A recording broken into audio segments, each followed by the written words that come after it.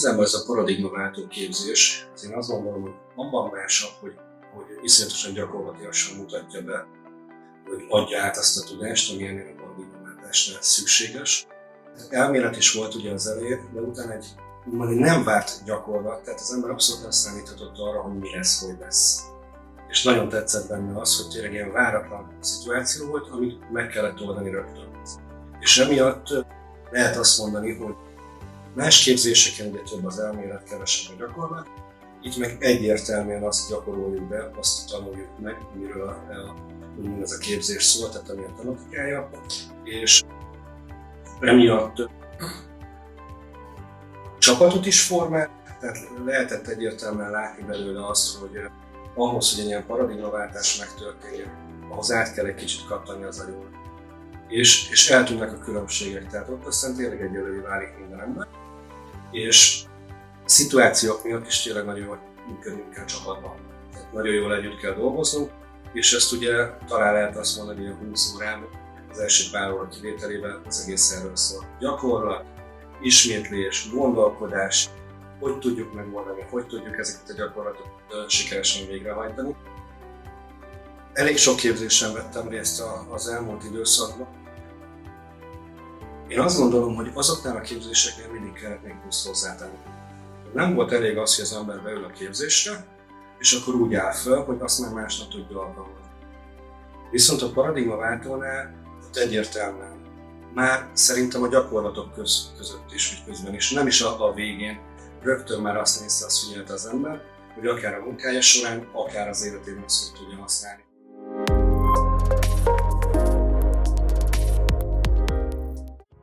Igazából a paradigmaváltás lehet azt mondani, abban a formában valósult meg, hogy nem az volt, hogy egy feladat, és akkor csináljuk végig, hanem ismétlődések. Mivel tudunk jobbá válni? Mi az, amit tennünk kell ahhoz, hogy jobb legyen? Ugye szerepkörök. Kinek mi a szerepe az adott feladatban, az adott gyakorlatban? És ugye szerencsés volt, lehet azt mondani, hogy mi csoportunk, mert nagyon vegyesen voltunk, ugye több területről voltak vezetők is, voltak alkalmazottak is, és megmutatta azt, hogy mi kell minden embertől, legyen vezető, legyen egy alkalmazott, az, hogy sikeresen végig tudja vinni ezeket a gyakorlatokat.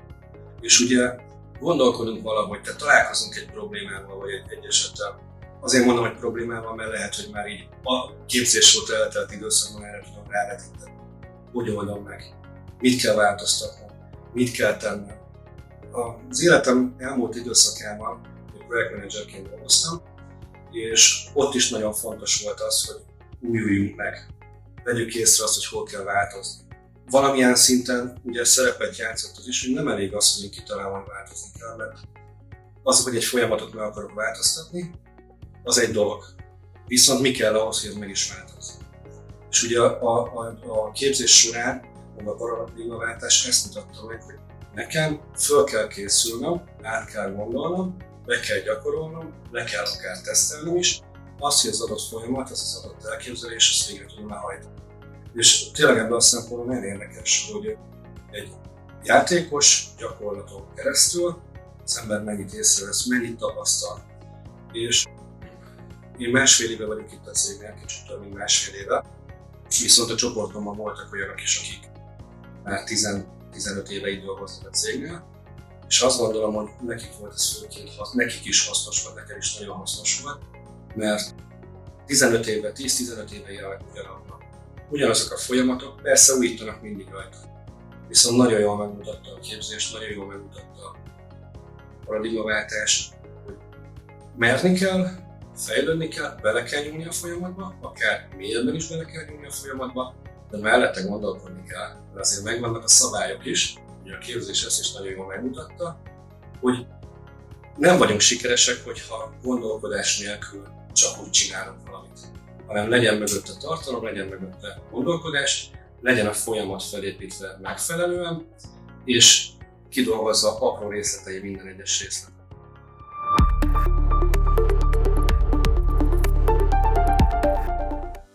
Igazából tanulságként én azt tudnám felhozni, hogy mennyire fontos a csapatereje. Mennyire fontos az, hogy mert azért megmutatott a képzésen is, ugye különböző szerepkörök, és megmutatott az is, hogy kell, hogy legyen egy olyan személy, aki összefogja az egészet, mégpedig azért ugye, hogy ne legyen káosz. És megmutatta azt minden egyes ott lévő munkatársamnak, hogy csapatban kell dolgozni, együtt kell gondolkodni. Ha széthúzunk, abból káosz van, az nem működik. Tehát együtt, egy célért koncentrálva kell arra az adott feladatra fókuszálni, és ez így könnyű mondani, hogy az adott feladatra fókuszálni, mert ha belegondolunk, akkor nem egy feladat volt. Tehát ki kellett dolgozni a teljes folyamatot, úgy az apró kis folyamatrészeket és feladatokat minden, hogy azt sikeresen tudjuk végrehajtani.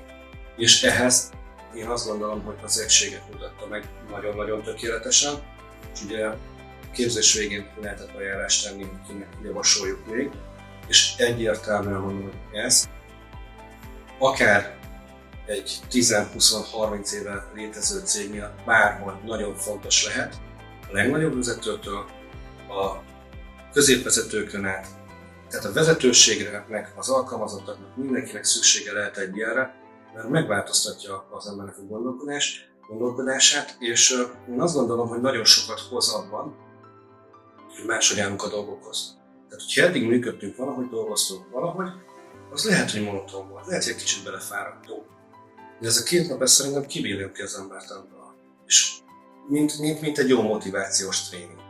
Tehát kapunk egy olyan impulzust, ami által elkezdjük ugye átformálni a munkavégzésünket, a képzéseken tapasztaltaknak megfelelően, és ezt elkezdjük alkalmazni.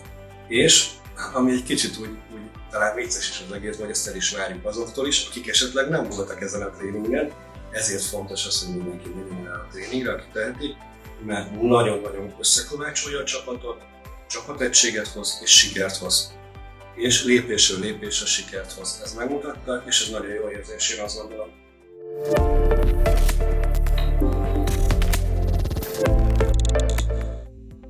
Én azt gondolom, hogy mindenféleképpen a célokat, azokat úgy kell kitűzni, például nálunk is az informatikai területen, hogy rengeteg energiát kell beletenni, és megmutatkozik az, hogy nagyon fontos a csapategység.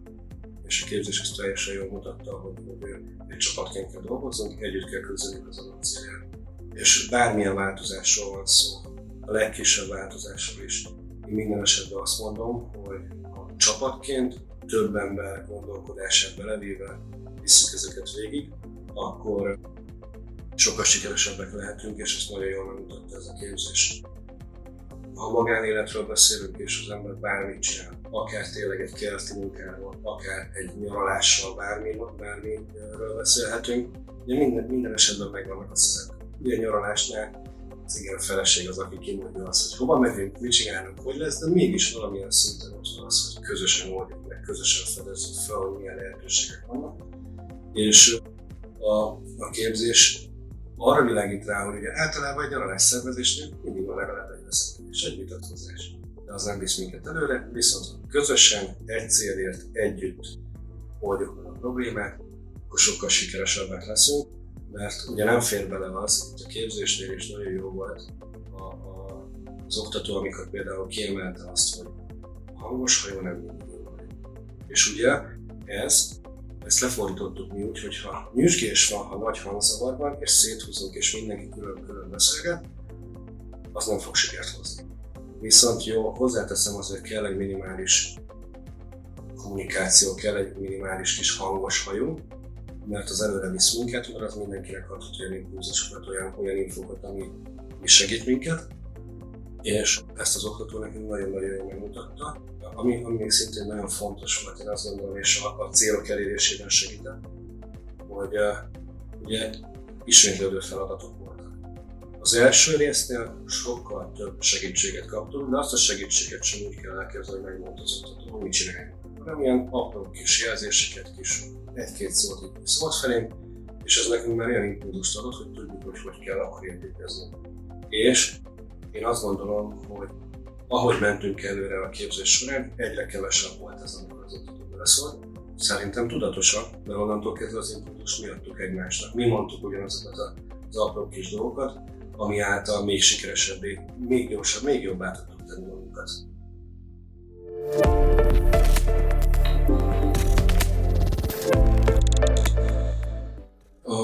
képzés során én több mindenre figyeltem. Például ugye én informatikai területen dolgozom az elmúlt 10 akárhány évben. Több képzésen is részt vettem, ami valamilyen szinten kapcsolódik az informatikához. Ugye világszerte nagyon népszerűek most például változásmenedzsment, projektmenedzsment, rengeteg, akár az időmenedzsment is. Ugye nagyon sokat adnak ezek, mert formálják magát az egész munkavégzésünket. Hogy állunk neki egy új feladatnak? És én azt gondolom, hogy ez a képzés mindegyikben adott egy kicsit. Volt benne kis változásmenedzsment, volt benne projektmenedzsment, és volt benne time management is. Mégpedig azért, mert fontos tényező volt az idő, és ugye az életünk során is mindig fontos tényező az idő, és megmutatta azt, hogy tudunk az idővel gazdálkodni. Nem mondom azt, hogy 100%-ban ugyanazt adtam, mint ezek a képzések külön-külön, de a fontos lényegi részét érintette.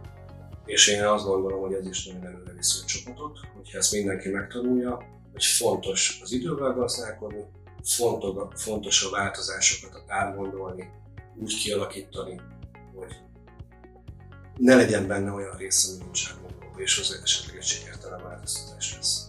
Hanem az, hogy figyeljünk oda, koncentráljunk, gondoljunk el, teszteljük, gyakoroljuk be, beszéljük el, és a projektmenedzsment, ugye megvan a projektmenedzsmentnél ez a szokásos felépítése, és azt hiszem, hogy kiválóan megmutatta, hogy ahhoz, hogy egy projekt sikeres legyen, milyen lépéseket meg kell tervezni. Utána le kell írni, amit megterveztünk. Ugye volt is erre is lehetőségünk a folyamatnak a rajzolásánál. Utána a végrehajtást esetleg el kell kezdeni. Gondolkodnunk kell abban, hogy fogjuk ezt az egészet megoldani, hogy fogjuk megpróbálni, gyakorolni, hogy tudjuk fejleszteni, és abban szerintem minden nagyszerű segítséget adott.